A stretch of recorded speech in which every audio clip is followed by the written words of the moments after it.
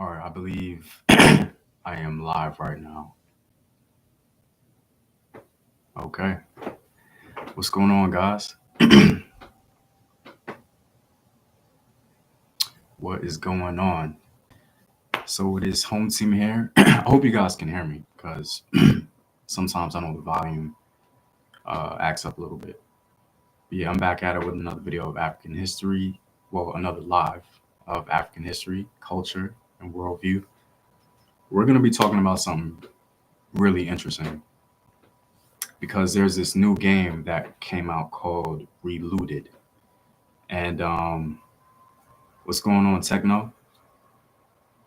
This game had my time for a while. So you've been knowing about it for some time? I'm assuming that's what you mean. But yeah, this game called Relooted. Somebody sent me a DM about this game on Instagram called Relooted. And they were just like, man, like this game seems to be, gaining some popularity, but also a lot of controversy. And people coming out the woodwork really attacking this game. I never really heard about it, but I kind of did some preliminary research, and the game looked like the quality seems really good, man. It seems like a really good production. So, what's going on, Queen B? Hey, I'm excited to cast. Okay, appreciate that.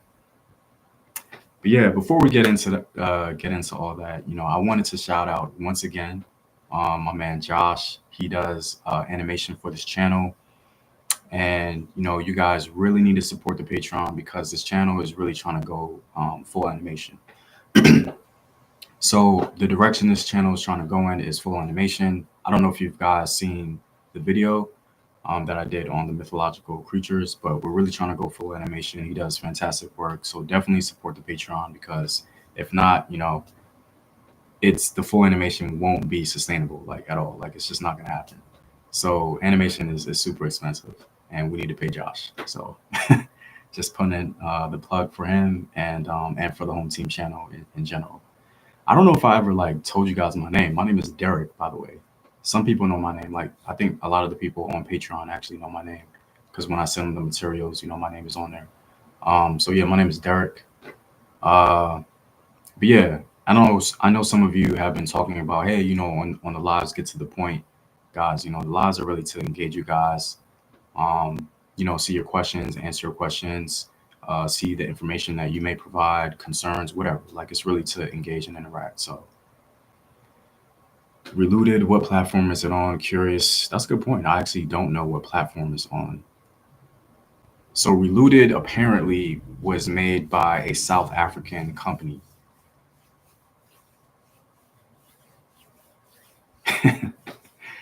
You guys are coming out with the salient questions right now. I do not know if it's out right now. They're promoting it right now. I doubt it's out. I could be wrong. I'm not sure. But definitely check it out. Like, Google Relooted. I mean, there's a really good trailer out for it. Like the quality looks amazing, man. And basically Relooted is it's about these Africans reclaiming black material culture. So they're going into these museums and relooting um, the statues and the material culture in general, reclaiming Africa, essentially. It shows as coming soon. Okay, on Steam. That's what's up. Name of the African country. I think South Africa is the one that is developing this game. Now, South Africa is very diverse, guys. So I don't know like who the team is. I don't know who the owners are. I don't know who the actual creators are. Um, I'm assuming, they're black. It's obviously oriented toward the needs and concerns of Afro-descended people all throughout the world. Primarily African. But yeah, it's out of South Africa, I believe. Reparations on the game. We in English music. Yeah, 777 Productions. Definitely check it out. Nice. Okay. Wagado, yeah. Yeah, Wagado is the first empire in African history, man. So like it's just kind of like, we don't nobody has really spoken much about it, or made any m- they haven't made much reference to it, in at least in our spaces. A lot of people, they call it the Ghana Empire, but it was, mostly known by the local people as Wagadu. Anyway, so this game called Relooted, I'm sure you guys saw the thumbnail for my live. It's obviously like inspired by, the repatriation debate, if you will, in popular culture, and the colonial looting, repatriation versus like the history of colonial looting. And there's this sense of righteousness, if you will, like, hey, they stole this stuff via violence during the colonial era, and we're getting it back. And they're kind of making it fun. They're making it entertaining. This is like a gaming is an art form. So they made it into a game, and it's really, really interesting. But I kind of want to talk more about like kind of like the moral, the social, and political implications of it. I'm gonna try and cover like both sides as much as possible. But apparently, the only reason I'm really talking about it, to be honest, is because it apparently has gained, a lot of controversy. Um, a lot of people seem to be attacking it. A lot of people seem to be upset about it, and a lot of people seem to be very supportive of it, which I think is incredible. So, what's up, home team history? I've been around since the Great Griot. Oh shoot, yeah, I recall your name, Went Forever. What's up, man? How you doing? Thanks for coming on the live and supporting. Um, yeah, so basically, like, apparently, and I don't know if this is true 100%, but apparently over 90% of, you know, the the material culture of Africa has been stolen or looted essentially during the colonial era, and the material culture like the statues, jewelry, stuff like that, pottery, have been taken back to Europe or other places around the world. And now, not 90% is a lot from the source I saw, but I do assume like the number is really high. So according to the source I saw, it said 90% of sub-Saharan Africa, as they call it, or Africa below the Sahara, 90% of their material culture has been taken and extracted violently, um, to Europe and in their museums. Ultimately, definitely think that we need to use today's technology to show these amazing empires. But yeah, definitely, our ancestors had to use books, but we can use Unreal. Unreal Engine. That name sounds familiar. Is that like a gaming?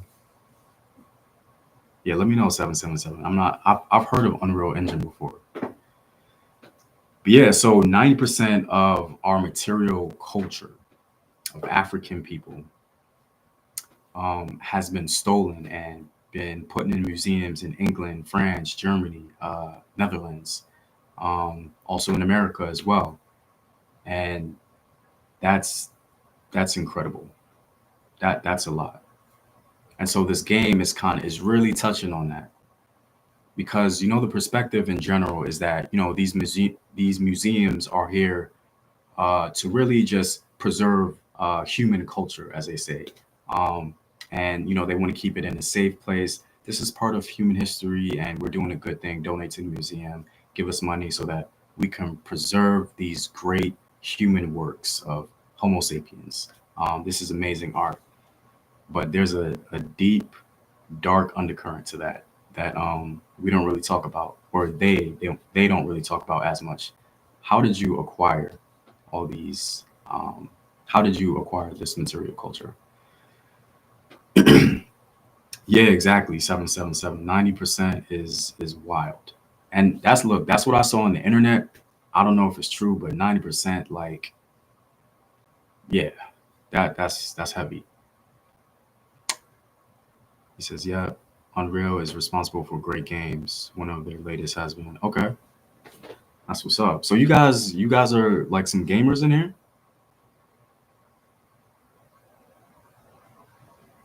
That's really cool. Likely more in private collections. That's a good point, sure. Yeah, That's what's up, man. Okay, okay. Man, I wish I can get more into gaming. Now that I have like two kids, it's just kind of hard to, I guess, get into it really. I just don't have the time, to be honest. Off topic, Derek, I graduate summa cum laude. Oh, wow. Congrats, Queen B. I like to teach history, African American at an HBCU. Where do you see the field going in the next few years? Answer when you can. No rush. Got you, got you, got you. So I've heard a rumor, and this was a long time ago. I've heard a rumor that Howard was stopping their doctorate in like African studies or something like that. I don't know if it's true. So I don't know. Where do I personally see it going? The best answer I can give you is I really don't know.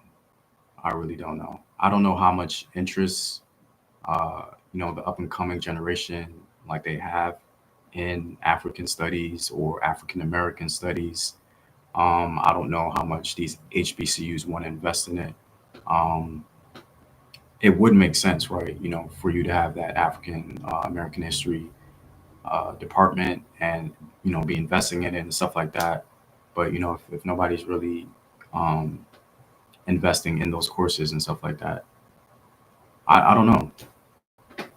I really don't know. That's a really good question, and that's one of the reasons why I started this channel. To popularize our agency, our perspective, if you will, into popular culture and get more people interested in general. So yeah, I want to champion. I want to champion you, Queen Bee, for doing something like that. Uh, here been so wow gamer. Okay, so we got some gamers in here. All right. Wow, I see so many gamer channels already bashing the game. Yeah, that's what I'm saying. Like, so somebody like they hit me up on Instagram and they were just like, man, like people are really going in on Reloaded. Like it's really triggered everybody in a negative way and a positive way. So that's kind of why I wanted to talk about it today. So basically, the source that I saw, it said over 90% of uh, Africa below the Sahara, their material culture has been looted or stolen from colonial authorities and taken to museums all across the world in private collections, this, that, and the other. And these museums, they talk about, oh, we want to preserve this human history. We want to keep it safe up here, yada yada yada, et cetera, et cetera. And when you go to a museum, that the narrative of how these museums acquired the material culture isn't really discussed, and that's deeply problematic ultimately. So yeah, they have stuff like the Benin bronzes. They have like a lot of stuff from Ethiopia. They have the Nok terracottas from Nigeria. And I know when I was here's a little nuance in this. I wanted to bring a different perspective because this is an incredibly layered topic. So when I was growing up, I went to a museum in my local area, and one of the things I saw were these Ethiopian artifacts, pretty much. And I was just like, wow, like this is really cool. And I saw stuff from like Senegal. I think I saw some stuff from Nigeria as well.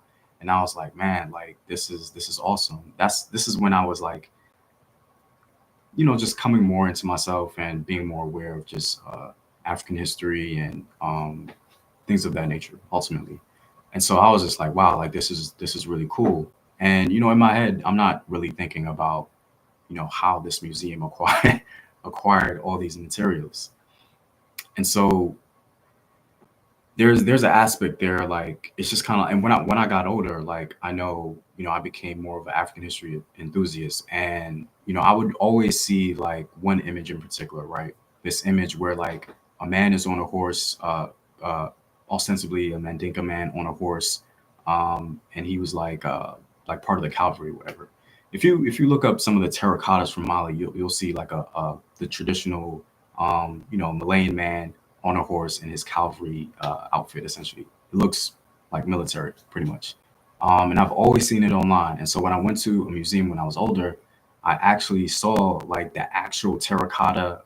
I'm not sure if it's terracotta or not. I'm just saying terracotta, but it was like a sculpture pretty much from Mali, and I actually saw it, and like seeing it live is totally different experience from seeing it online pretty much, and like that I just, man, I was in love. I fell in love. It was just so beautiful to me. And even as an adult, I didn't really think like, man, how did they acquire acquire this ultimately, right? So there's a lot of layers to this. I can kind of see how like somebody like a kid, he goes to a museum and imagine he sees one of the Benin bronzes, like a black kid ultimately. Like imagine he sees one of the Benin bronzes. Like I can imagine he may think, man, like I've seen the Greek sculptures and popular culture. I've seen the sculptures from Rome and stuff like that. I had no idea that Africans had such skill and mastery in metallurgy. I mean, he's not going to be thinking that in depth, but you kind of get the point here. Like, I didn't know Africans can do this ultimately. A lot of kids don't have, a lot of kids in our community don't have that kind of exposure. So to me, there's that nuance there, and that kind of causes a little cognitive dissonance for me. But I'm just one person, right?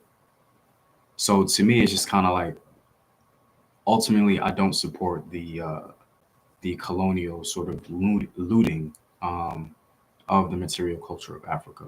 Full stop.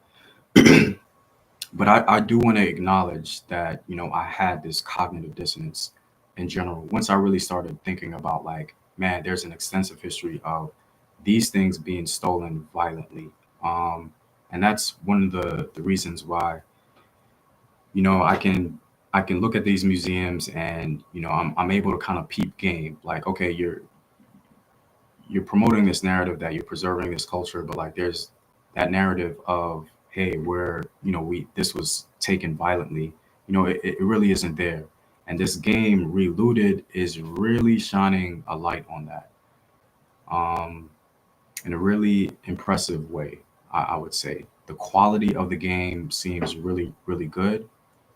Ultimately, I haven't played it. I don't think it's out yet, as somebody said, but the quality looks amazing. The trailer, the promotion looks pretty good, and so it's really touching. It's really touching on this on these layers, if you will. What's up, Marco? Excellent work over the years. Outstanding. I really appreciate that, man. Thank you. Thank you.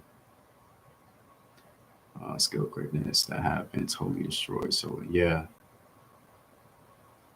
what's going on, Garfield? Gotta check this out. Killmonger's. Yeah, yeah. This touches on what Killmonger was saying as well. They are calling the game Relooted the woke game. Yeah, yeah. That's problematic. So yeah, I'm curious. Have you guys ever been to like had a similar experience to me? Like you've gone to a museum and you've seen the artifacts from Africa and you were impressed, and in the back of your mind you were just like, oh man, like how did they acquire this? Or you weren't thinking that at all? Because I wasn't really thinking about that, to be honest, when I was young. And even as an adult, like I was just more so admiring it and appreciating it. But now that we really think about it, oh, like I said, over 90%, according to this one source, over 90% of the artifacts from Africa were stolen via colonial violence. Ultimately, unfortunately, no, it's all been online to me. I had the same reactions, but I've never had the pleasure yet to see. Yeah, yeah, yeah. I definitely hear that. So yeah, I had some cognitive dissonance with it, man. Once I really started thinking about it, because I really appreciated seeing that sculpture from Mali. Um, Seeing it in person again, it's a totally different energy. It's a totally different vibe. It looked completely different. Like I didn't know it was that big, from the pictures. So yeah, it was really good to see that. But again, I'm just one person, and there's a deep history behind this. And just because I enjoyed it doesn't mean it isn't immoral.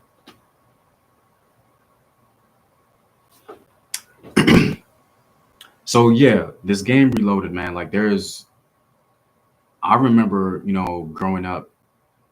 I think the era of gaming I was in was like late '90s, early 2000s, mostly early 2000s. I remember the first game I played was, I think it was a Atari game. I don't know if it was called Asteroid or whatever. It's like this little triangle looking thing. It's right in the middle of the screen, and you have this little joystick, and there's like asteroids coming at you, and you gotta like shoot the asteroids essentially. That was literally the first game I ever played. And even when I was young, I knew like that game was like super old, bro. Yeah, so even when I was young, I knew that game was like super, super old. Um, but my first encounter with a black character, I feel, was from Street Fighter. How many of you guys played Street Fighter before? Yeah, asteroids. You remember that Queen Bee? That's crazy. I don't know if it was called asteroids, but yeah, it was asteroids, pretty much like big rocks coming at you and you had to shoot it. That game, yeah, that game was rocking. Um, what was I saying? But yeah, like Street Fighter was like pretty popular, in the early 2000s, late 90s. Mostly, yeah, I think I remember like late 90s. It was, it came out, at least came to my attention in late 90s. And in the early 2000s, it was gaining more popularity and stuff like that. Yeah, Street Fighter is a classic, but the problem with Street Fighter was like the first black character I ever seen was Balrog, and he's this hyper masculine, clearly influenced by Mike Tyson. Um, and he just looked like a barbarian essentially, like the way they were portraying him. Like I didn't even like did he even speak English in the game? Like I don't even remember. But yeah, so yeah, like yeah, the first black character I've seen was, Balrog in a video game. And that was deeply problematic. Another character, he was more of a normal character. He was I think I forget what game it is. It was like a Street Fighter, I don't want to say offshoot. But basically he was like a Afro Brazilian and he was like very similar to like Ken and Ryu. I forget his name. But he seemed more normal. But sometimes he would do a move and like he would have like a basketball in his hand or something like that. It was, yeah. Anyway, very stereotypical. Um, Never in that time period did I see a black character who was like a black lead in the video game. I know, now more so they have black leads in video games, and Relooted is one of them. But this game is bringing about more purpose. It's a lot more thought provoking, and I think it's good ultimately in general. Balrog was his U.S. name in Japan. Oh wow, his name was Empire. I do, yeah, right. They did, right. They wanted to avoid being sued by Tyson. Yeah, he was clearly influenced by Mike Tyson, like no doubt about that. So yeah, what are the moral implications of this game? That's kind of what I wanted to talk about. I think this game, in a sense, like I think in a sense it corrects like historical wrongs in a symbolic way, and it brings a lot of attention to the history of repatriation and colonial looting, as they say. And I think that's a really good thing. Like it's really bringing these things to light, and that's dope. I think it gives agency to an African narrative, because in the museums and stuff like that, what they're doing is they're really bringing about more of like a, I would say like a Eurocentric or Euro-centered narrative that, hey, we're preserving this world culture, we're preserving human history and stuff like that, and it completely ignores the violent past of it for the most part. And that's why this game, I think, is very important, because it's shining a light on those really dark areas. Like people who may not even know about this history, they may look at Reloaded and be like, "Well, like, what is this about? What do you mean? I mean, Relooted." They may look at Relooted and say, what is this about? What do you mean Relooted?" And so they may do their own research, or they just might see people talking about it, and then they'll learn that like what? Like over 90% of sub-Saharan Africa's material culture has been stolen during colonial period. Like that's huge, man. That's pretty big. If anything, this game is bringing a lot of awareness, and I think that's the morally upright or morally righteous aspect to this game in general. Marcus, I need real unities, compassion, friendship, leadership. What I need for this game is an encyclopedia of some kind. Every artifact is given its name, what it was for, and how it was. Man, I honestly think getting that type of information would be really difficult to get, guard. I think it would be really difficult to get that. That would be pretty cool, but I think it would be really difficult to get that that kind of information, that delineated information, like because they're so like during the colonial era, after all the violence or whatever. Like I don't think people were taking a record of really of what they were stealing. Maybe they were. I don't know. Um, but a lot of like somebody said, like a lot of the stuff are in like uh, private museums, if you will. People who just very wealthy people who have these collections in their garage somewhere or something like that, and we really don't know what they have for real. I think most of it may be in private storage, to be honest. So yeah, like the Relooted is really shining a light on the African perspective, and I think the African perspective is important, and that's the moral positive of this game, and I think that should be principally highlighted because it's so seldom highlighted, that African perspective. What we hear for the most part, as I've been saying throughout this live, is like, hey, we're here preserving, world history, human culture, this material culture. It's beautiful, it's nice. We want to keep it safe, yada yada yada, and we neglect a lot of that, that dark history. And again, Relooted is shining a light on that, and I think that's dope. And I think a lot of people may have a problem with that.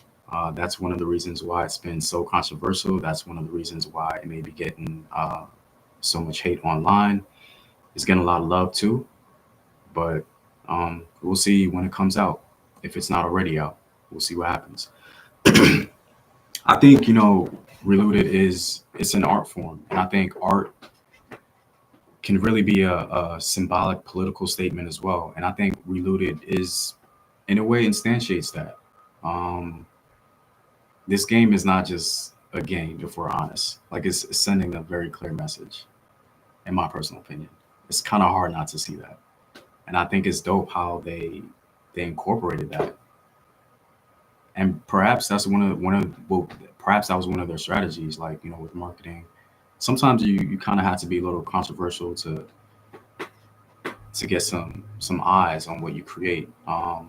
So perhaps Relooted was just like, man, this is a great way not only to highlight, what's going on or what happened historically, um, but yeah, it's a great way to promote our game and our company. And I think they've created other games as well. I'm not sure. It's a company out of South Africa. I don't know. I'm assuming the creators are, African, like Black African, because South Africa is a very diverse place. But again, they're clearly appeasing, or they're clearly accommodating the African worldview and the diaspora's needs and concerns. Because many of us throughout the diaspora, in particular, ones who've been stolen, if you will, from the continent and via enslavement, we lost a lot of our culture. We lost a lot of our oral history, our knowledge of it. We lost our language. We lost a lot of things, and this is again, this really touches on it. It strikes a nerve, no doubt about that. Oh, if you were looking for other African games that are already out, Orion, Legacy of Korodon, and Tales of Kenzera. Okay, appreciate that. James Stewart, why do they call black people engaging their history woke. Well, they are always all about Thomas Jefferson and Rome. They're so easily offended. Yeah, yeah, there's that. Also, the team is in Yamakope Games, and the game they released already is Semblance. Okay, appreciate that. Yeah, I believe they did have another game that they released.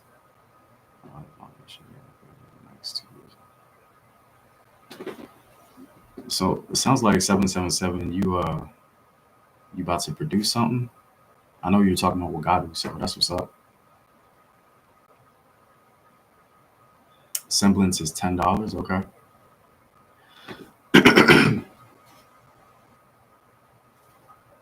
Yeah. So I know. Okay. So now some people may look at Relooted. Some people may look at Relooted and say, hey, like, it's kind of promoting theft and the vigilante spirit, um, and that shouldn't be promoted. Like you're promoting essentially criminality. And on a surface level, that argument may sound very plausible. That argument may be sound in general, like on a surface level. For me personally, it really ignores the layers of what's really going on ultimately, because it kind of reminds me of, like, when there's sort of like police violence, in the black community, when unarmed black man gets shot, for the most part. They say, like, why are these people, when black people start protesting, like, why are these people looting and destroying their community? Like, what are they doing? And that seems to be the focus, essentially. And I think one of the problematic things with that narrative is, like, a lot of black people, like black communities, don't necessarily own their community that they live in. Dr. Claude Anderson actually talks about this. He says that we have, like, quasi communities ultimately. And I think he says we have these quasi communities because we don't really own our communities. Like, most of the businesses in those communities aren't black owned. So how is it really like a black community? These are just people where black people coalesce, if you will, and are in the same area, pretty much. Yeah, I kind of went off on a tangent, but yeah, like, it kind of reminds me of that argument because it completely dismisses ultimately the historical context and focuses on something almost arbitrary. And I'm starting to feel like they do that on purpose to be, quite dismissive of the historical context, because the historical context is complicated. The historical context is layered, and that may be problematic for them to speak about. It's similar to when, like, when people on the far right, super conservative people, they make the argument, like, why can't black people just lift themselves up, by their bootstraps? Like, look at them. They don't have any money. They're poor. They live in poverty. There's no fathers in the home. Yada yada yada. And actually, this book kind of talks about that. It's called The Color of Money. Let me see if I can. It kind of touches on that a little bit. How many of you guys have heard of this book, The Color of Money, Black Banks, and the Racial Wealth Gap? So it kind of touches on uh, this thing she calls laissez-faire racism. I believe it's in that book. It could be in another book, to be honest, but it's a similar topic.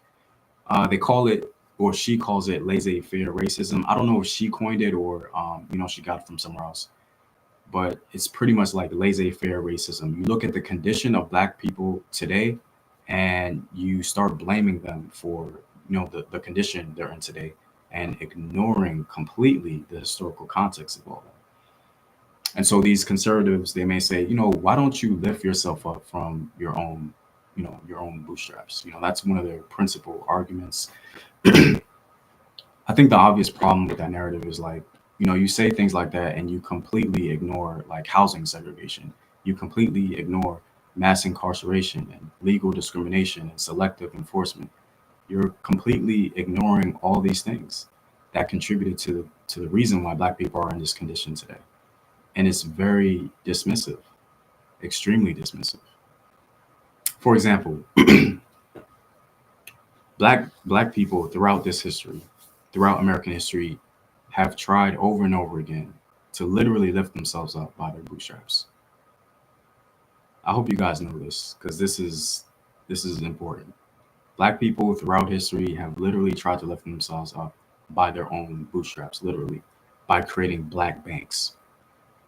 And this happened very early in African American history. After slavery was over, black people were trying to create black banks. I think even the federal government tried to help black people establish themselves, because you can't just free enslaved people and then expect them to have any level of success. Like, you have to throw them something. Like, it just doesn't make any sense. Especially many of them were uneducated and things of that nature. So anyway, so from the very beginning, since freedom from enslavement, black people were trying to build black banks. Many of them were successful. Over time, however, these black banks failed for the most part. Right, Reconstruction era, exactly, exactly. So over time, these black banks failed. Why did these black banks fail? Why couldn't black people lift themselves up from their own bootstraps? They failed because of racism, discrimination, housing segregation, and poverty. So because of housing segregation, black banks, they lost the value of their loan mortgages. This is all a concatenation of one another. They lost the value of their loan mortgages. Because of discrimination or racism, structural racism, black banks were not allowed to get bailout loans because of housing segregation and their mortgages being devalued. They had asset selling restrictions as well. And so over time, these black banks failed. They started over investing in government securities, and all that money was disinvested. It didn't go back to the black community. And they had these devalued mortgage loans because of housing segregation, because black homes were devalued over time. It was racial discrimination that determined the value of these homes. And Homer Hoyt, who he was a leading economist at this time, and that's one of the things that he said. So the New Deal, I don't know if many of you know this, but the New Deal, it created what's called the modern credit system. So the Federal Housing Administration, I believe it came from the New Deal, and this was happening all throughout the 30s and the 60s. So the New Deal created the modern credit system, like the FHA, the Federal Housing Administration. And so when the Federal Housing Administration came about, what's the first thing they did? They segregated access. They segregated access to loans based on race. All throughout the 30s and 60s, they would not give loans to black people. And that's critical. From the very beginning, they were trying to bar black people from the mainstream economy. So black people could not lift themselves up by their bootstraps, literally. The New Deal also caused income suppression. This is all like a Jim Crow credit market, Jim Crow banking system. All this is documented in this book, by the way. I learned all this information pretty much from this book and others. But this, oh my goodness, this book is, let me see. Yeah, this book really lays it out really well. It's called The Color of Money: Black Banks and the Racial Wealth Gap.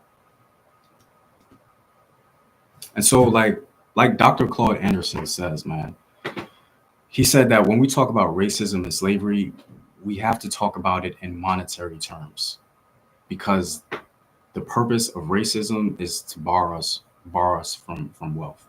Racism is a wealth building agent. That's what it's about.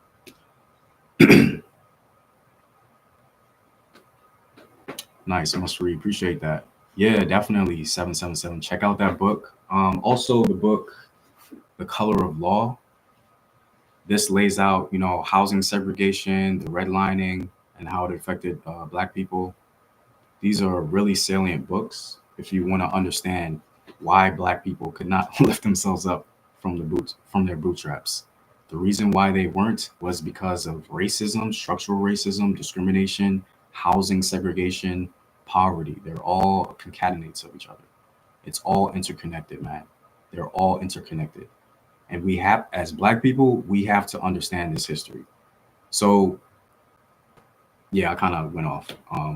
But kind of going back to the game where they say, oh, it kind of glorifies theft, it glorifies criminality, and it's just kind of like, okay, there needs to be some level of empathy here. Like there needs to be an understanding of why we're here ultimately. And a lot of people from outside of our community, they tend to completely ignore that fabric of history for whatever reason. I think it's rather convenient that they do so, but they do that. Um, and so this is kind of like a parallel that I'm hearing with this game, Relooted, because again, like I've been saying, the source that I saw, it said over 90% of sub-Saharan African material culture has been essentially looted from the continent. And ultimately, this game is entertainment. It's sort of like a symbolic justice type of thing, but like it touches on that.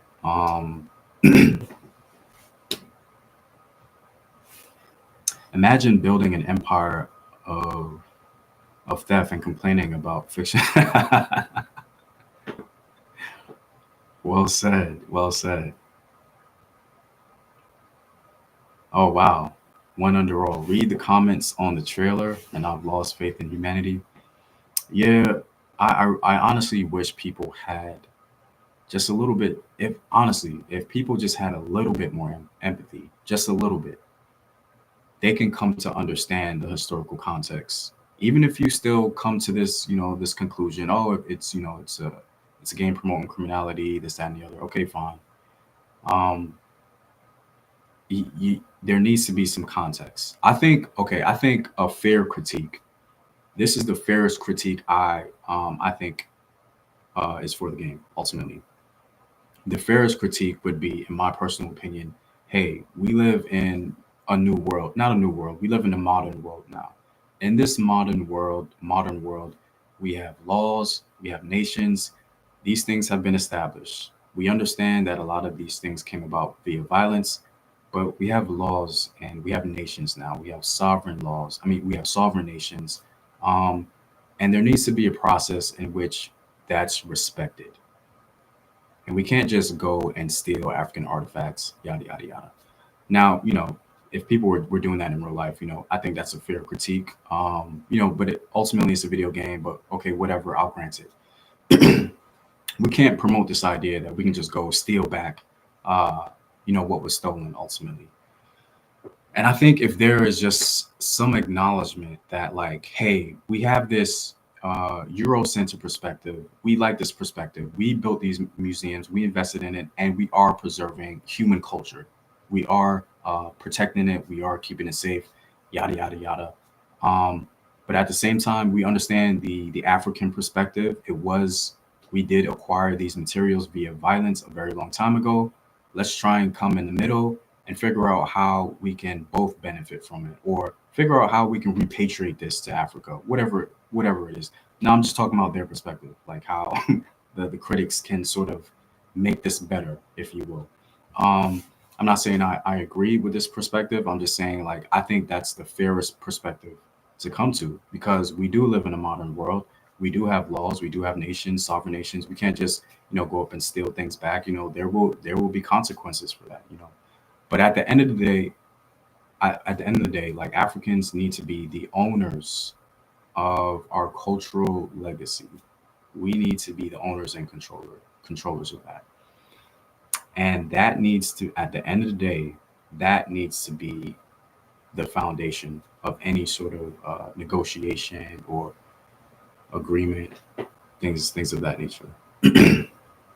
Thank you for making me aware. Definitely cool. Somebody, yeah, definitely AI Don or Al Don. So somebody made me aware of this game in the comments, not comments, in a direct message on Instagram. They was just like, hey man, like this game seems cool, but there's a lot of controversy surrounding it. There's a lot of hate on it, and I'm just like, okay, interesting. So I looked more into it. But again, like I was saying, man, the whole idea that, hey, oh, it promotes criminality, oh, it's glorifying theft, oh, it promotes a vigilante spirit. It's just kind of like, okay, well, can we acknowledge why we're here? Ultimately, at the end of the day, let's acknowledge why we're here. Let's do that first, and then you can kind of have those grievances, because it's really reminiscent of, oh, what about black on black crime type of thing. It's just really dismissive. It's laissez-faire racism, as The Color of Money points out. Black people in this country have had vastly different options and outcomes as a people. Vastly different options and outcomes. We can't just lift ourselves up from our bootstraps like other people were able to do. I'll give you an example. So this is in the book, The Color of Money, by the way. There's a lot of gems in this book, man. It's incredible. So when the Italians first came to America, they were being discriminated against as well. Not on the same level as black people, but they definitely were being discriminated against because they were not viewed as, Anglo whites. So because the Italians were being discriminated against, they said to themselves, and rightfully so, look, we're not just going to be in this nation without any wealth, because in order for us to advance and not be, discriminated against, we need wealth to fight this ultimately. So what did they do? What did they do? What did they do? They created a bank called the Bank of Italy, right? Have you guys heard of the Bank of Italy before? Anyway, so they created the Bank of Italy around the same time black banks were starting to come about as well. Like this was all happening at the same time, around the same time. So the Italians, they're being discriminated against. They create the Bank of Italy, right? Over time, Italians began to become accepted as whites or Europeans or whatever. They were embraced as white people. And so, because they were embraced as white people, the Bank of Italy then became Bank of America. How many of you guys knew that the Bank of America used to be the Bank of Italy, founded by Italians? I didn't even know that. That's wild. So anyway, the Italians discriminated against. They created the Bank of Italy, rightfully so. Then, over time, the FHA, the Federal Housing Administration, pretty much helped the Bank of Italy transform into the Bank of America. They invested in them because over time they were accepted as white and they were able to be competitive with the mainstream economy, whatever. They were able to be accepted, I would say, into the mainstream economy.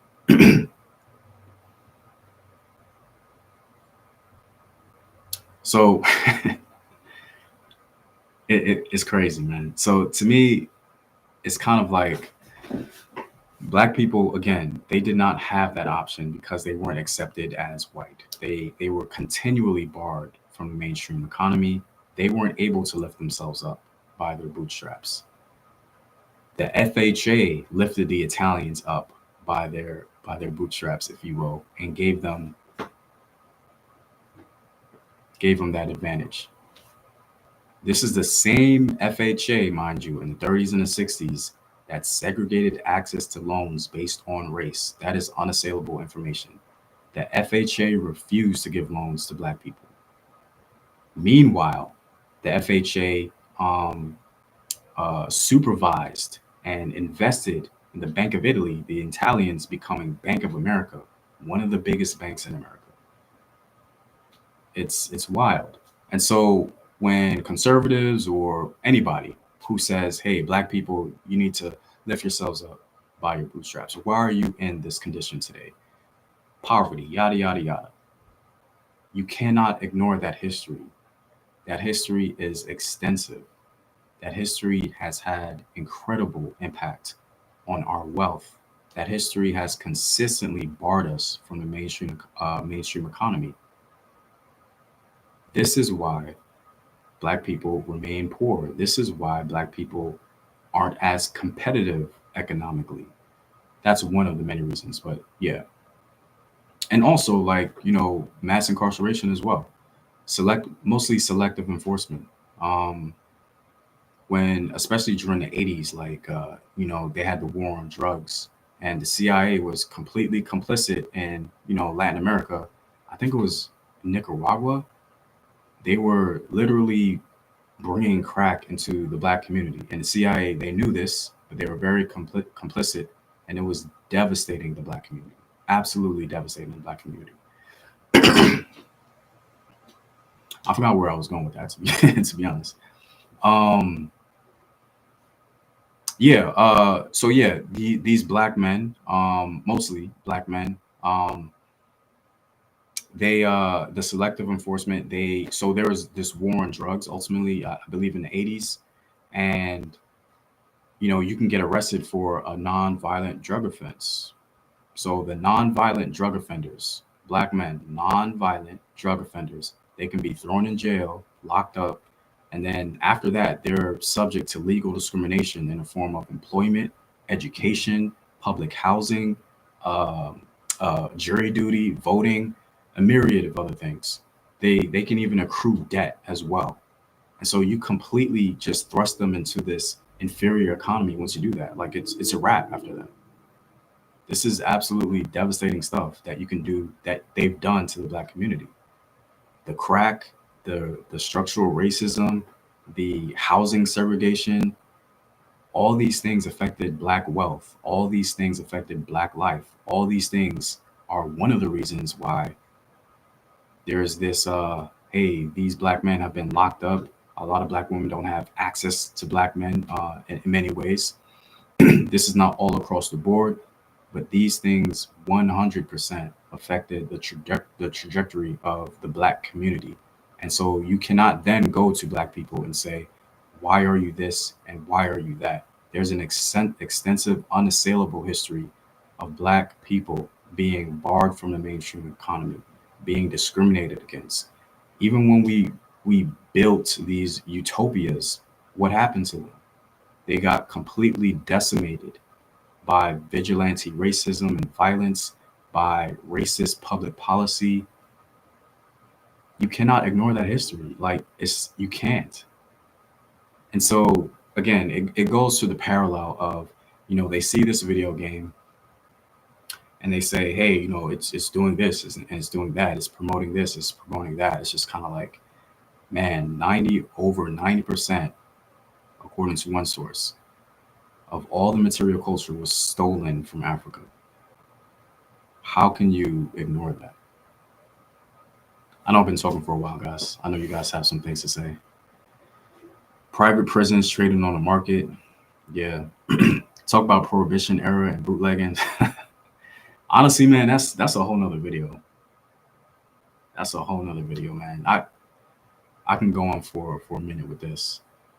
But yeah, like these are just some of the books that I think you should kind of start with. The Color of Law. This is one of my favorites. It talks about redlining, housing segregation. This book, The Color of Money, man, you guys got to get this book, man. Because sometimes we talk about, a lot of people know about, I guess, redlining, housing segregation in general, but a lot of people don't know about the Black banks and how they were discriminated against, how housing segregation completely affected um, the effectiveness of Black banks. Yeah, and how poverty affected Black banks as well. Yeah, got The Color of Money audio. Okay, cool. Yeah, definitely listen to that, man. Definitely listen to that. I still can't agree that we need to agree on how to handle this. They never have used fair rule for us. Overstand we are different, but we need to play by the house rules. James, The Color of Law is excellent. I will pick up. Yeah, definitely, man. Yeah, please do. Please do. There's so many gems in there, man. Like it's just honestly I was almost in shock reading that book because I knew a little bit about like housing segregation, but I didn't really know much about uh, the black banks, the history of the black banks. Like it ain't good, man. It just like yeah, it just really puts everything into perspective, man. Right. So yeah, you talked about European immigrants also were given home. Yeah, right. I think Dr. Claude Anderson talks about the Homestead Act. Right. Sinners touch on this subject when the people who were at the party couldn't afford to pay because they only had ooh, yeah, the sharecropper. Right, right, right. Yeah, exactly. Honestly, like when I look at this history, when I read it, I'm just like, man, like how are black people even still here, man? Like honestly, this was an assault not only just on our bodies, psychology, but our money too. It's just kind of like, and we were like still able to create, the Black Wall Streets. In some way, you can say, oh, because of all this oppression, we had no option but to work with each other, and that's why we were able to, I guess, ethno aggregate, our funds and our resources and things of that nature. I think to a degree, yeah, I can see that. So that's one of the reasons why we were able to do this because we stuck together ultimately, and we aggregated the wealth and the resources. But at the same time, like anytime we were competitive with the mainstream, it got obliterated for the most part. Because again, racism and slavery, it's a wealth building agent. They are asking that question too. Whoa, I think about how our Black Americans, yeah, yeah. Black American history is legitimately hard to get through. I love reading about pre colonial Africa, but I feel legit spiritual pressure when reading about the home turf, even though I know I need, yeah. Honestly, guys, like sometimes when I read like these books or whatever, like I have to like take breaks. It takes me quite a long time to read through it. Like I have to take breaks. I can't just sit there and read it, as long read it like, from cover to cover, whatever. I mean, I don't do that in general, but you know what I mean. Like I have to take breaks, man. It's yeah, it's a lot.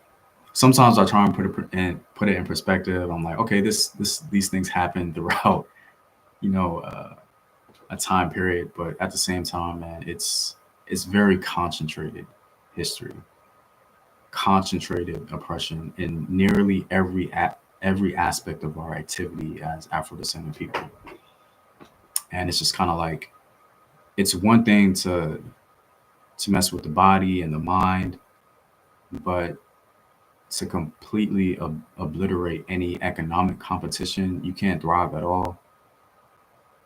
Even if you work hard, you're capped essentially.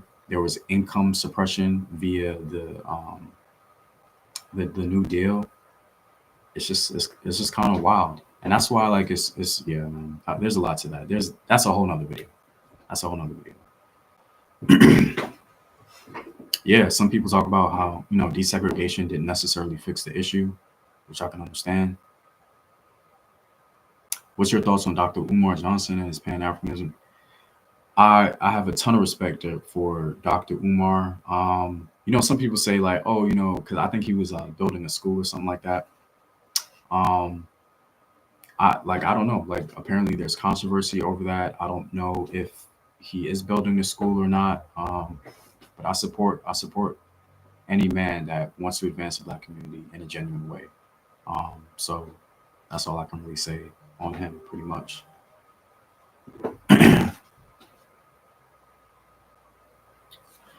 Very small. Weird thoughts not. But yeah, in general, like games like Relooted, I think ultimately they're needed, man. Not because like it's perfect, but because it really sparks conversation, and that's part of the purpose of art to spark discussion, and that's one of the reasons why I'm here today talking about it. Um, it's really about controlling the narrative, or at least getting the African perspective out there. Because again, we've had the Eurocentric perspective of, hey, we're just preserving these artifacts. Hey, um, this is human history, yada yada yada. So they kind of ignore, the violent way in which they acquired the material culture of Africa, and it's like just the way they got the Benin bronzes. There's even pictures of it, and like you can go to museum, look at the Benin bronzes, and you be totally just blissfully unaware of that history.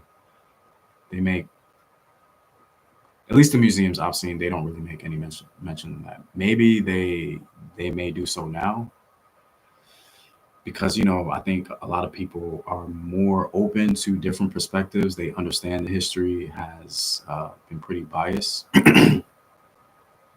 But yeah, James, integration was also a problem because it was still constructed to keep black people bottom. But segregation did not help black people. It was designed to hurt them. Yeah, can't take away Umar's knowledge. Like I said, Dr. Umar, I respect him, man, definitely. He gets a lot of slack. Sometimes, like one of the things I don't necessarily, I have mixed feelings about it. I'll say that. I have mixed feelings about not Dr. Umar, but like I have mixed feelings about like how he's been kind of turned into a meme to a degree. He's kind of low key kind of been promoted as not being serious, and I don't know if he's aware of that. I mean, he's a smart dude, so I think he's aware of that. I think he kind of plays into it a little bit, maybe from what I've seen, because it probably gives him more resources, more exposure, and he may be just utilizing that. I don't know how. Yeah, like I think our scholars are great minds, whatever position they have. Like they need to be taken seriously by our community. So I don't know if I appreciate how we have kind of made him into a meme to a degree. I don't think he's totally memeized, but there's an aspect that he's been turned into a meme, if you will.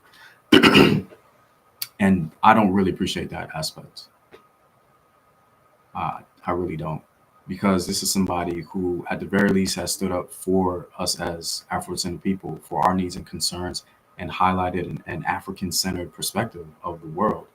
And so we have to take him serious. Sure, we can laugh at certain things or whatever, because some things are just funny naturally. And we're always gonna be laughing, as a people in general. But I think it's gone a little overboard how he's been memeized or turned into a meme. That that's hard for me, bro. That's hard for me to appreciate. But yeah, I bang with Dr. Umar. I don't know everything he's done or whatever, because I know there's some controversy with the school.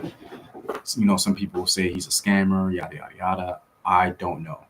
I don't know, because I never contributed to the school. Um, Not because I didn't want to. I just didn't in general. Because I don't necessarily follow him like that heavy. But but yeah. Speaking of the Benin bronzes, I only recently learned that Benin was actually where Nigeria. Kilmartin was my name. He's definitely aware of it. He used it to get into, yeah, right, right. That's what I figured. I figured he was kind of utilizing it to, again, become more popular, get his message out there more, which I can understand that strategy. Um, but I don't know if he's really in control of. I feel like it's kind of gotten out of hand personally, but the greatest trick the devil ever pulled was convincing the world that he was superior. Yeah, crazy, huh? Desegregation was not a success for Black folks either. CRT writers discuss how Black communities wanted to goals when I say equal. It's because he kept focusing on not dating preference. He needs to go back to debating the Jesse Lee Peterson's. Honestly, Snow, I think that's a decent point. Here's how I feel about it. I don't think he was focusing on that. I think people in popular or mainstream, they kept asking him about that. And he had to address it like over and over again. Like it's something that they pinned on him, in my personal opinion. I guess you can say he can be like, hey, I don't want to talk about that. Let's talk about this. So, I got to give him more agency and responsibility in that. But I think the mainstream was only interested in that conversation because, it was controversial and controversy sells. So it may be a combination of the mainstream as well, just continually asking him that. And, he actually just addressing it. But perhaps a better strategy for him would be to be like, hey, I don't want to answer that. Let's talk about this, to just divert. Do you think that the FBA ADOS is divisive and xenophobic? I think the FBA and ADOS is a righteous cause, 100%. I think the problem is they they do seem pretty vitriolic at times, um, and I really hate diaspora wars, so I literally just stay out of it. To be honest, if they didn't, it seems as though they have a lot of venom towards people who aren't African American. So I consider that a little troubling, to be honest. I'm more of a Pan African, like, hey, we have our differences because we have different experiences as Afro descendant people, and that 100% has to be respected. And that's why I like the AUS FBA movement or whatever. I think that 100% has to be respected, no doubt. But the rhetoric is a little vitriolic, and if they pull back on that, I think they'd be straight. But that's just my personal opinion. And again, I try not to. At least I try not to fight with anybody from the diaspora. Like I did a DNA test, for example. I did a DNA test, and I was 92% African and 8% European. And out of that 92% African, I was like 30 plus percent. This is ancestry.com. I was 30 plus percent, like all of my DNA, African DNA was from, a lot of it was from Nigeria. But I would never go to a Nigerian and be like this, that, and the other, pointing my finger, yada yada yada. I respect the Nigerian people. I respect the nuances of the the cultures, um, and at the same time, and I think Nigerians need to respect my experience as an Afro descendant person whose ancestors also came from Nigeria as well. Like I feel like I have just as much claim to say Ele Ife as a Yoruba does, because in all likelihood I have some Yoruba ancestors, and I think a Nigerian or Yoruba person in particular, they should respect that, and I respect that they're sort of like the leaders in that culture because they know more about it. They've been inculcated in it as a Nigerian, as a Yoruba person, and I absolutely have to respect that, and I do. And I just think there needs to be respect between the diaspora. Like we have differences because of our different experiences, and I think it needs to be celebrated and respected. There's too much we have in common for there to be any sort of vitriolic behavior, in my personal opinion. Facts, James. We are all in this together. Pan Africanism is one on the rise. Pan Africanism does seem to be on the rise, and I think Ibrahim Traore is really putting some heat onto it, some good heat, man. Because it seems like other African leaders are taking his cues, and again, the African continent seems to be very, very young. From what I'm seeing, it seems to be a young continent. I think that's a very good thing. Pan Africanism is the only way to me. No part of Africa was untouched by European domination, right? One battle at a time, beat the ideology of hate first, then we can decide the differences in our experiences. Okay. Yeah, I'm not saying like we should focus on the differences in our experiences. I'm just saying, it needs to be acknowledged. Like, yeah, you have a whole Nigerian. Okay, okay. It does come down to a difference in experience. Definitely Nigerian.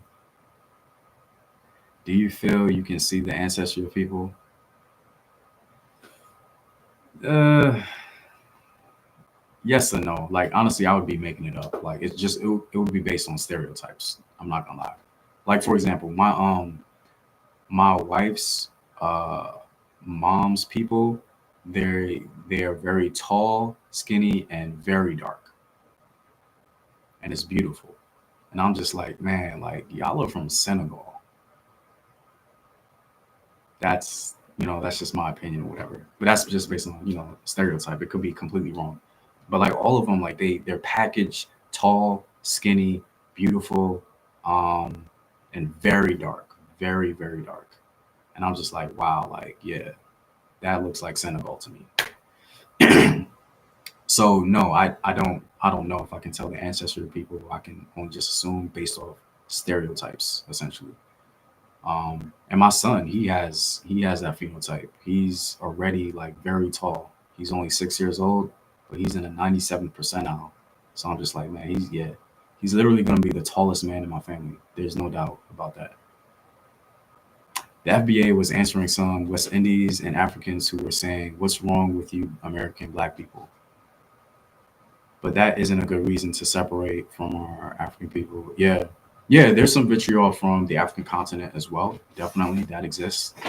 To be honest, I don't know. Like, I feel like, from my experience, I've experienced more love from the continent, but that's because I'm essentially talking about their history, so I'm biased. But I don't know. Troy is definitely galvanizing Pan Africanism. We love to see it. Yeah, and it's really cool to see that history repeated, man. It's really cool to see that because of Thomas Sankara before him, and at the same time, like I'm not scared, but I'm a little nervous for it because sometimes history does repeat itself, and I hope, and I think they are. I hope the people of Burkina Faso are keenly aware of that. You had Thomas Sankara before, so let's not mess this up. I'm 100% in support of them, no doubt.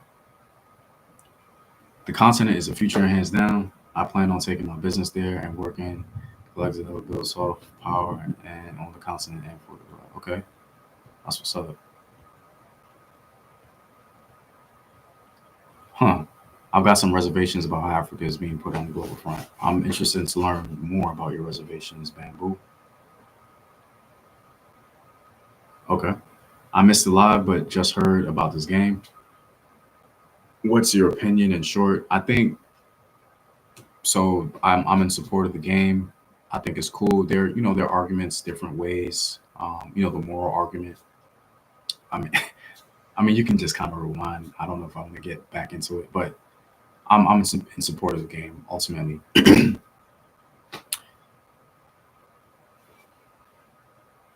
But yeah, the reason why I wanted to do this video was ultimately because somebody sent me a DM and it was just like, hey, this game is cool, but like ultimately there's a lot of controversy surrounding it, a lot of negativity. There's a lot of support, but it's just really like a lot of negativity as well. And so we as a community need to kind of speak on it.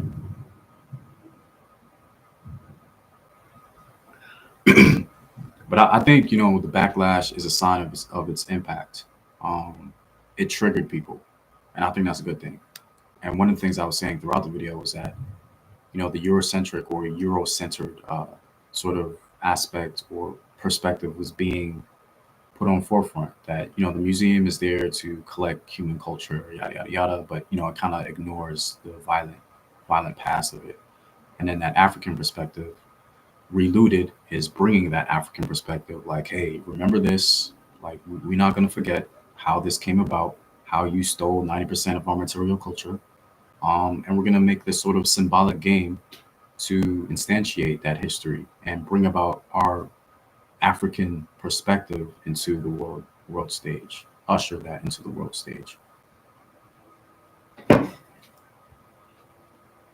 Yeah, in the little 5 minutes of research that I've done, I think the negative reaction comes from people not wanting to be reminded of who they are. Huh. Interesting.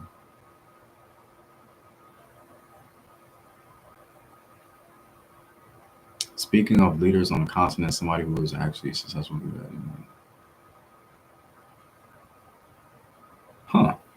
Can you do another live about this game and who actually owns it? Yeah, or an interview.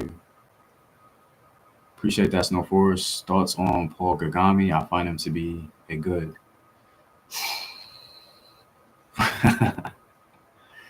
Paul Kagame, man. So you have the Tutsis in Rwanda. I believe his history is that I think he used to fight for the Tutsis. I believe I think he was like a general or something like that. And then he became the leader of Rwanda. That's an incredible history, man. 100%. I think he's a good for Rwanda in particular, and I think he's really intent on making Rwanda bigger on the world stage, and he really wants to advance Rwanda in particular. Um, I think we honestly I would really want to like go back into the annals of time to see like because it seems like we have a lot of African leaders that are really about that are really trying to change that narrative. The narrative of essentially, look, we don't own anything. We're just gonna let Europeans,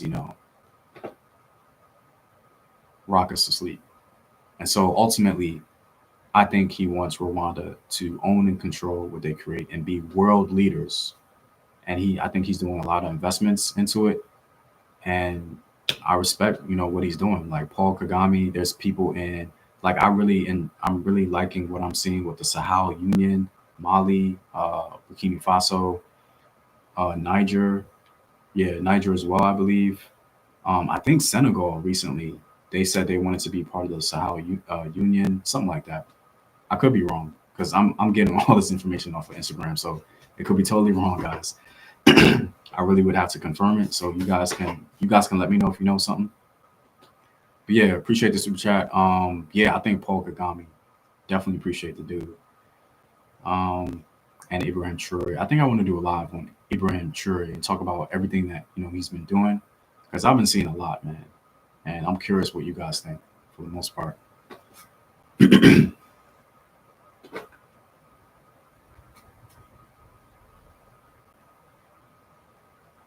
Huh? Somebody was talking about the new scramble for Africa. No, bro. No, bro. He's duplicitous and in bed with not nice people. Don't forget Kong. Hmm. Okay. Then I have to do some more research on that. Appreciate that insight. Doing what we can to ensure your niche is appreciated and appreciates in value in the coming years. Their need and interest from Black U.S. citizens joining your Patreon soon. Appreciate that, Marco. Thank you. Appreciate that. They're becoming one nation. It's not official yet, but it will become one country in the near future. I'm not sure who you're talking about. 777. Oh, are you talking about the Sahel Union? That would be crazy. We must be vigilant. Many speak about unity openly, but secretly plot against it. Ah, man, the Russians made a video game called African Dawn about the Battle of Sahel. That's happening. I gotta hop on the Patreon too. Yes, I appreciate that. 777. Mali, Burkina Faso, yeah, Niger, yeah,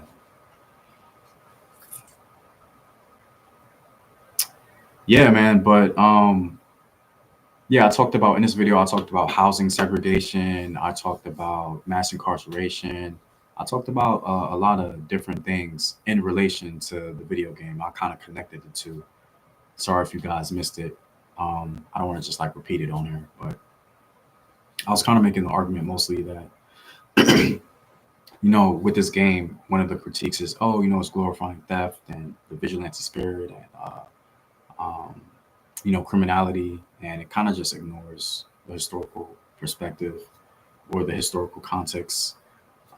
It's very dismissive, and it's kind of akin to how when things happen in the black community, they blame black people. It's this laissez-faire racism. They look at the condition of black people and they blame them for their condition, and completely ignore housing segregation, selective enforcement, um, things like redlining, the equity that you have in your home. Like that's the main source of income for the main source of wealth for middle class America. And so black people could not accrue that kind of wealth because of housing segregation. And so to lift ourselves up by our bootstraps, like these narratives are very dismissive. But yeah, those are things that I was kind of touching on in this video. And I'm kind of seeing that parallel with this game as well. Appreciate that, Snow Forest. I didn't know about Niger. I'll have to look it up. Yeah, I think Niger is a part of that Sahel union. I think it's incredible. And if they, as 777 is saying, if they become one nation, that would be amazing. I'm cautiously optimistic about Africa. I'll say that. I'm cautiously optimistic. I feel like, as an Afro-descendant person, you have to be like, we have to believe in ourselves no matter what.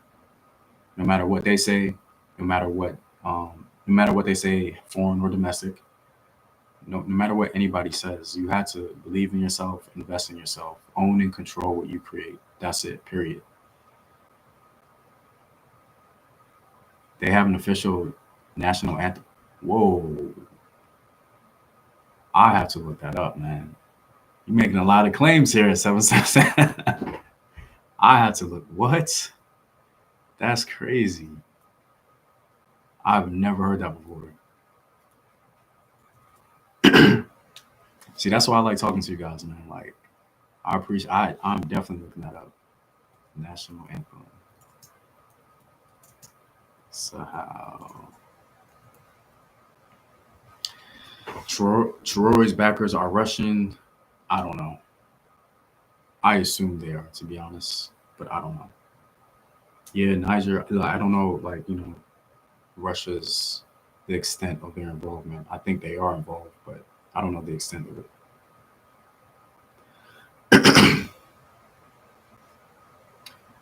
I heard it on social media too, so I very much could be wrong.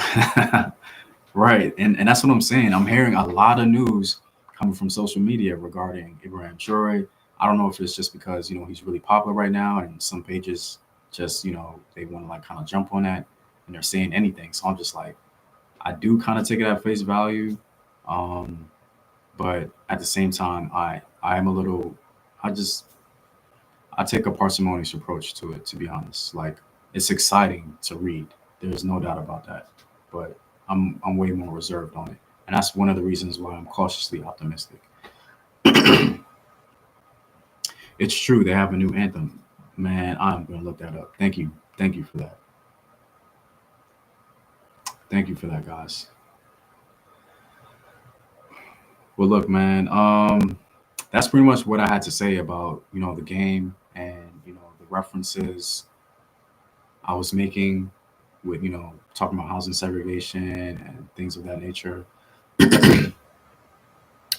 we had to support it. We had to support our own, if you will. We had to support people who are trying to uplift the Black community, who are trying to invest in the Black community.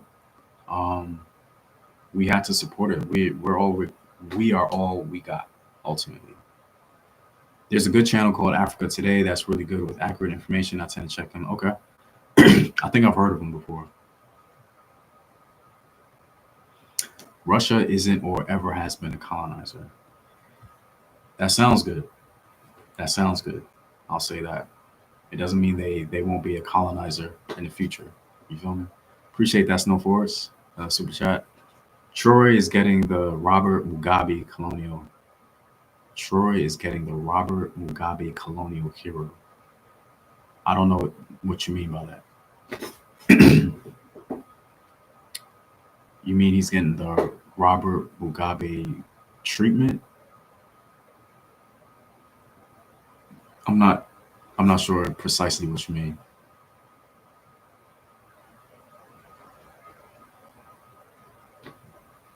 I appreciate that, El Ankh. Appreciate that, man. Thank you. I agree with Africa Today channel. Okay, I'm gonna check them out more. And one of the things I'm trying to do with the channel is talk more about what's going on in modern Africa as well, and given the African historical perspective, kind of incorporating that into the video as well.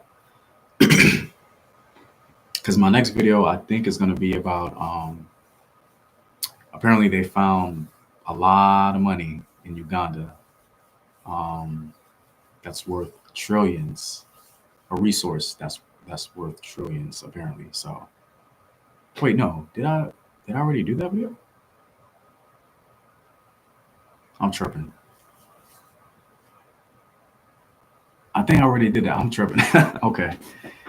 Yeah, I might need to get off here because I usually try and eat before I do these lives. I had a little meal, but I be getting hungry sometimes,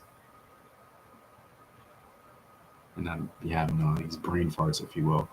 Um, man, it's good to talk to you guys, man. Again, with these lives, some people say, hey, just get to the topic or whatever. Mostly, these lives are really to engage with you guys because you guys like share information, and I appreciate that. Like sometimes I learn from what you guys have to say too. So definitely, be active in the chat. Ask questions, share information. If you can, share sources. Like we all in it together, man. I appreciate that. Do you know the King's Monologue channel or Black Secret? I've heard of the King's Monologue. I think from what I've seen, I think he does some good stuff.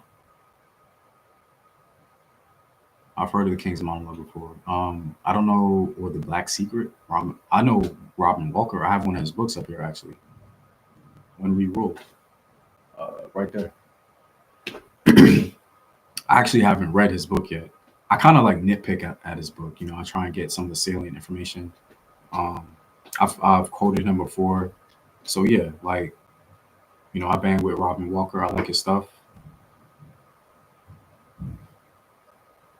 Ibrahim Shori is a genuine person and very eloquent in the English language. That's what's up. From what I see, I think that is true. Black Secret is a website giving detailed African history and academic lessons. Yeah, I don't know who Black Secret is. I might have to look him up.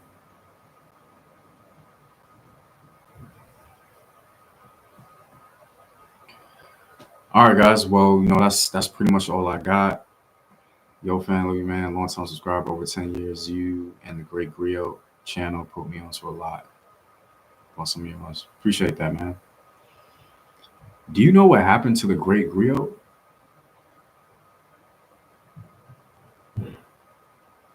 Because I know I did a video with her a long time ago, and she kind of fell off the map there. I know, this can be very exhausting work. For some time, I was pretty burnt out. Um, but yeah, so I don't know. I don't know. Maybe I'm thinking about somebody else. But the Great Griot was, she was a woman, right? What happened to Kulamika? He's taking a break. Not sure who that is, man. Not sure who that is. Have you watched Mr. Emo? I think, yeah, Mr. Imhotep. I think a long time ago, somebody was trying to get me to like link up with Mr. Imhotep. It never materialized, obviously. Not because I don't bang with him or nothing like that, but it just never happened. Mr. Imhotep, Imhotep, he was more focused on ancient Egypt. On my channel, like I try to focus more on Western Central Africa, Eastern Africa, because we pay a lot of attention to Egypt, or Kemet. There's an extensive reason as to why I don't really focus on Kemet like that. I do videos on Kemet, but like I think it's important to talk about Western Central Africa as well. But yeah, to me, like that was more so his lane, which is dope. But yeah, like I've seen some of his stuff. I think he made a book as well. I'm not sure. Yeah, her last video was 8 years ago. Like I don't know where she is, man. Um, I believe I emailed her a long time ago. I didn't really get a response. I was actually a little bit concerned. Not gonna lie. Facts. I moved to Indonesia and started my journey on your channel. I appreciate that, Nor. Appreciate that. Man, you need to watch Kilamika. He cooked Metatron, then just dip. Yeah, I think Metatron did a video on me as well. He a video I did on Carthage, ancient Carthage. He seemed to mostly agree with me on the video. He had some things here and there that he disagreed with, but yeah, I don't really get into like online back and forths with people. Like I just put my content out there, and if you try and debunk it or disagree, that's cool. Um, it is what it is to me. What do you think about Metatron? Again, I haven't really watched a lot of his content. I really just see the thumbnails and his titles. He seems to be against African-centered perspective. To me, he's like it's like nothing new to me. Like he's more of a Eurasian perspective kind of dude. Um, I don't I don't really have much of an opinion. I don't dislike him or anything like that. I don't dislike anybody. Like it takes a lot for me to like genuinely dislike somebody. I There aren't many people like that at all. Um, if anyone, I don't really dislike anybody. But yeah, I don't really have an opinion on him, on Metatron. There's a lot of people on YouTube who try to like debunk, African perspective. There's some people who try to debunk myself, which is cool. I don't have any problem with that. If you post sources that are contrary to what I'm posting, then cool. Like to me, all that's really showing is that scholars have different opinions on certain things. But people at times they try to be pretty harmful with their content or whatever. But as long as it's the video he did on me seemed pretty respectful. He wasn't trying to like dog me out or anything like that. So to be honest, I feel one of the biggest things we've lost in those private collections is armors. I've had such a hard time tracking down medieval African armors for my projects. Interesting. Oh no, not Metron, the white cats. I've learned so much from your content. Thanks for educating us all. Thank you, Bala. I appreciate that. Thank you. Metatron just repeats Eurocentric perspectives. That's kind of the vibe I get. I don't know. I don't watch his content, so I'm not sure. The only video I saw from him that I actually clicked on was a video that he did about me on the ancient Carthage, and he seemed to mostly agree with what I'm saying. But he had some disagreements with in certain sections. But yeah, it's like a Eurocentric or perspective. But I don't know enough about his content to commit to that, so I don't know. I'm just assuming. What is the name of the video with Metatron View? I don't know the name. I guess go on his channel, type in Metatron Home Team History, or yeah, go on YouTube, type in Metatron Home Team History, and it's a video on Carthage or whatever, and you can check his video out. Yeah, I know about Granny Nanny from Jamaica. My mom is Jamaican, by the way, so I know what's up. My most chief question is debunking really teaching or just reacting? That's one of the problems I have with like debates on YouTube, because like people are more interested in their own ego for the most part than actually trying to get to the truth. And that's what I dislike about YouTube, I guess, debate culture or going back and forth. The foundation is really ego driven to me, in my personal opinion. And I personally don't like it, and I don't want to engage in that. I don't have a problem, like, I guess, debating somebody as long as it's good faith. Like, honestly, like, just tell me your perspective. I'll tell you mine or whatever. If you disagree with it, okay, cool. I'll tell you my perspective. Like, there's no need for the attacks or for ad hominems or whatever. Like, we're just talking about the material. We disagree. Okay, maybe you can think about it this way. Okay, maybe I can think about it this way. I mean, it's really simple to me. Like, I don't know. Like, people make it, it's ego driven. Like I said, some people call it like the debate bro culture. I think that's a funny term. I personally don't appreciate it. And I know, like, somebody asked me, like, I think it was my first live stream, like, yo, like, didn't you have a debate with from nothing. And I was like, I didn't feel like I was really debating him. We were like just really kind of talking, having dialogue about the Mali Empire and their interaction with the Portuguese. There was like this one battle, and the dialogue was about like my position was that when the Portuguese went to that particular area, it was like I think in the 15th century. I think it was off the coast of Gambia. At that time, I believe, based on the sources, that Mali controlled that area. So it was technically the Mali Empire, and one of the Malayan vassals were fighting the Portuguese. And his position was just like, no, at that time, Mali did not own that area, was not in control, and that was just like one of the kingdoms or whatever that was fighting. And it was, I think, it was a good debate because I did see some of his sources that said, Mali wasn't, controlling that area, and some of the sources I read said Mali controlled that area. So, and there's a lot of like technicalities with it as well. Um, but to me, it was a good discussion ultimately. I think it was a brief one as well, but I love your work. Have to check with my grandkids about the video game. Thank you. You know what I'm saying? Appreciate that, man. I was gonna get off, man, but y'all really y'all have lots to say. I'm trying to debate equals divide and conquer. Thank, bro. I feel that's exactly how I feel. That's exactly how I feel about debate. Honestly, at least debate on YouTube from what I'm seeing, in almost every category too. Because sometimes I even watch like religious debates, and it's just like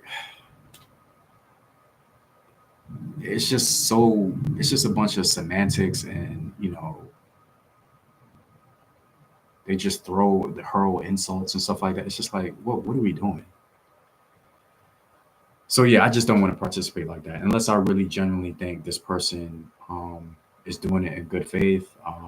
If we have a discussion beforehand and then like he says, hey, this is what I want the nature of the debate to be, whatever, and if I feel like he's a cool, genuine person, I would do it. Easy work. But I don't know too many people, especially when it comes to African history. Are they really going to come in with good faith? Because a lot of people try to denigrate African history. I know a lot of people try to. I wouldn't say a lot, but some people try to denigrate me and my perspective on African history, and I'm just like, if you disagree with my perspective on African history, just cite your source. It's okay. Like you may convince me. I sent a link about informants agents in our community. Really? Where'd you send that link?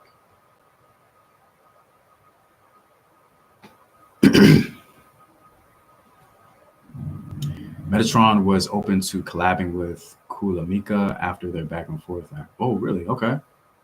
See, and that's what I'm saying. Metatron seemed like in his critique of my video, which it seemed like, again, if you watch it, he seemed to agree with most of what I was saying, but um he says like he disagrees with some of the other stuff, my other videos or whatever. But anytime I do a video on North Africa, it's almost always guaranteed, man, to be controversial. Like it's like almost split. Anyway, oh man, you ever gonna bring back the original intro with the chant and drums? I spoke about that in my last live. I got a copyright strike, bro. So I can't use that anymore. It hurt. It definitely hurt. So I feel the same way as you. I really like that, the chant and the drums. It was dope, but I got a copyright strike, and they pulled my card on that essentially. So I can't use it.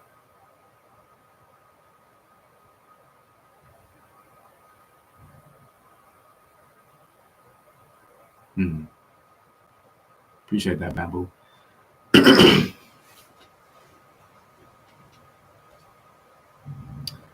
All right, guys. I am going to head out now. I really appreciate the support. Definitely support the Patreon because again, this channel is trying to go full animation. I've been speaking about Josh in the beginning of all my lives. He does fantastic work. Some of the um some of the things that you guys have seen, like the mythology video. it's just a small taste of what he can do, man. It like his work looks like anime. So definitely support the Patreon. Definitely, because we're trying to go full animation and we can't do it without your help. Um, the reason why I want to go like full Patreon, I mean full full animation, is just the quality, man. Like I want to improve the quality of the channel. Like I'm not really like an editor like that. I don't know if you guys have noticed, but I'm not really like an editor like that. So I really want to be able to be more competitive with some of the really great history channels in general. They have like full teams backing them, man, and they produce great stuff. And I think Africa deserves that. African history deserves that, and you guys can be a part of that in a very significant way. Animation is expensive. I think you guys know that. I think some of you guys know that at least. Animation is very expensive, bro. So I'm trying to make this push. We'll see. But if this is going to happen, um, I need your support ultimately. Appreciate that, James Stewart, for the super chat. On the issue of African identity, man, y'all not let me lead, man. On the issue of African identity, what many don't realize is that Black people in America were defined as a race before white people were. Huh. What do you mean by that? What many people don't realize is that Black people in America were defined as a race before white people were. That's really interesting. I've never heard that before. Appreciate that, 777. Bro, I'm not seeing any link, El Ankh. For some, am I missing something? I'm kind of like new to live, so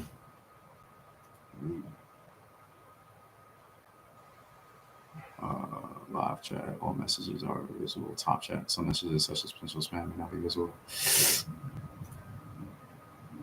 I don't know. I'm sorry about the link, man. Because I'm not seeing a link. I don't know if other people are seeing the link, but like before the nation was created. Sorry, bro. You'll have to type it in browser. Okay. White was not defined by that law until 1691, before they were called Christians or Englishmen. Interesting. I gotta look into that. I'm old, not good saying that. I have noticed that a lot of people that follow this channel are, I'd say, 40 and above, and a lot of people have been backing me are part of that generation as well, and they don't seem as interested. I could be wrong. They don't seem as interested in the animation, which is understandable, I guess. I'm 36. I'm part of the millennial crew pretty much, so I'm used to the video games, the animation, anime, stuff like that. Um, so there's a bias there for me, but ultimately, I think the animation would be good because it just improves the quality of this channel all the more, and it makes it more competitive because when it comes to African history, there aren't many channels out there that are fully animated and consistent with it, at least from what I see. But when it comes to videos, history channels on like just world history, Rome, Greece, they have full teams, full animation, man. Like they are funded, they are backed, and we need to back we need to back ourselves ultimately. I'm Gen Z 24, so I love that. That's what's up. It's dependent on the generation. Yeah, yeah, yeah. I love your content, and I'm 40, 49. Right, yeah, exactly. I appreciate that, man. Thank you. It is what it is for you. I like that name. Yeah, a lot of people that I've seen, which I was kind of surprised about, was there's a big bulk of my audience that's 40 and 40 and over. Um, so that's what's up. I'm 22, got my friends on the channel. That's what's up, man. Appreciate that. Well, I don't know if you're male or female. That's another thing. A lot of people that follow this channel are males. Now, I appreciate that, no doubt, but I really want to get more Black women involved, and that's one of the things I've been struggling with. To be honest, I don't really know how. I'm gonna be straight up because I want it to be a little more balanced. I think like almost 80% of my audience is Black men for the most part. So I'm just like, man, like I would like some more Black women involved as well. Like, am I doing anything in my content that's like just male oriented? I'm obviously biased, definitely. That's one of the things that's one of the reasons why I try to highlight African queens and stuff like that. Um, but yeah, a lot of my audience are men, are males for the most part. Danita Smith is a great African scholar online. So if there are any ladies in here, like tell me what I should do to get more ladies interested in home team history.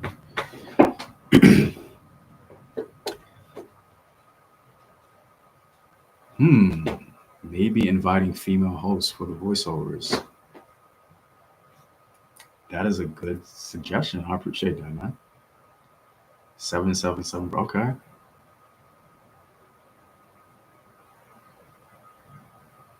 I'm gonna do that.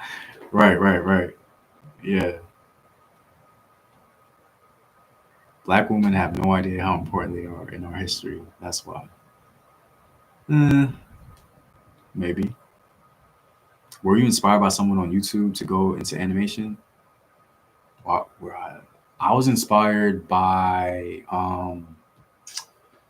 what's that channel? So there's this is it TED Talks? It's not TED Talks, it's like TED Ed or something. So they do mythological videos from around the world, and it's animated, and I think it's good quality stuff. The channel Kings and Generals, if you guys have heard of them, like they do military history, ancient, medieval, this, that, and the other, and even modern. It's all pretty much animated, um, and it's just great quality stuff. Like it's really good, really well put together. And I think there needs to be an African history channel that's on that level of quality. Um, that's where I want to get to. I made some mistakes in my journey over here to get into these numbers, the number of subscribers or whatever. I've been burnt out. There's a whole bunch of reasons um, why I'm not where I should be, where I feel like, at least where I feel like I should be. Ultimately, I think you guys deserve that level of quality.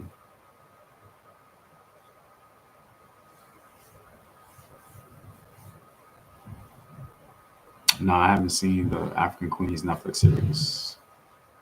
I am on King and Generals. Would be great to have that from you. Yeah, Kings and Generals is dope. It's good stuff, man. Definitely. Anyway, guys, I hope you guys enjoyed this video.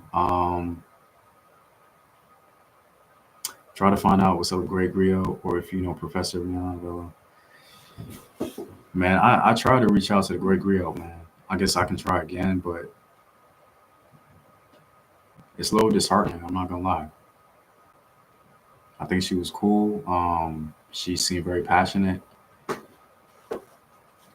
She just, I never really heard from her again.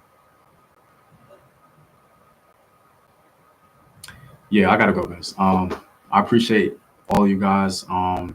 Keep tuning in as much as you can. Keep this channel alive, so that we can, get to the next level. Um, and I appreciate the support. Thank you so much, guys. I hope you guys enjoyed the live. Let me know, what I can do to improve the lives. I'm going to be improving the quality soon, because I have this, webcam.